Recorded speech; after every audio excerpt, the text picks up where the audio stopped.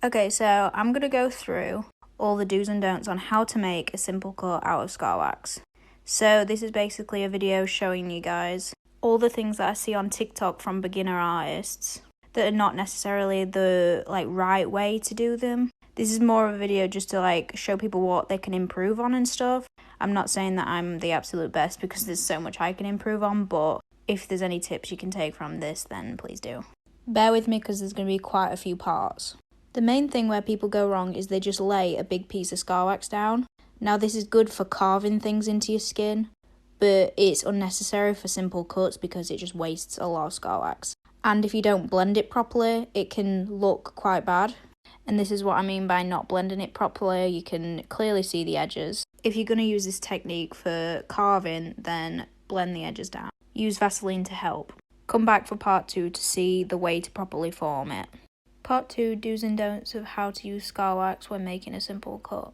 Okay, so this is the don't side. So once people lay down the scar wax, they just draw the cut into the scar wax. Now this is good, and if the edges are blended, it can look alright, but look at all the wasted scar wax. You're just going to buy a lot more than you need to. So how I like to do it is roll 2 sausages and put them each side like that and use your fingers to blend it out, or a spatula if you've got nails on like me. See, now do you see how much scar wax we use on this one compared to this one? And personally I think this one colours a lot better as well, and it will save you a lot of money doing it this way, because you could get about 3 of these cuts out of 1 of these cuts. So come back for part 2 to see how you do or how you don't colour a wound properly. Just want to say a disclaimer that different techniques work for different artists. So if you do it the way that I say don't do it, if it works for you, it's fine, honestly. Part 3, do's and don'ts of how to make a cut out of scar wax. Next is colouring. Many people just load colour on around the cut, and there is a very specific line where the colouring starts. Sometimes people do this just to cover up the scar wax, so maybe you just have to rethink, do you have the right colour scar wax for you? How I personally do it, a little bit of cream paint on my brush, load it mostly on the inside, and once there's not a lot on your brush, start going around it. Because cuts don't get really red like this, they just get a bit irritated. So it'd be redder, but not very red.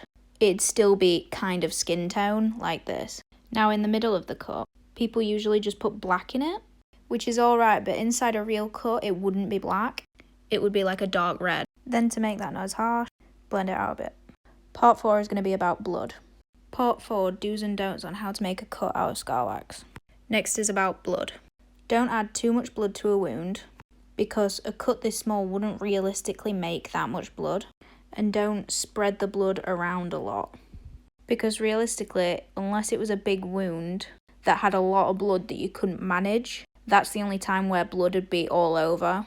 But if it was a small slit, then the blood would mainly just stay inside the cut of the thing.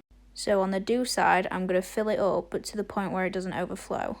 Now take a fluffy brush and dab it around just the tiniest bit so it goes a bit on the outside, and then tap that in. Alright, so that's it done. This is what not to do, and this is what to do.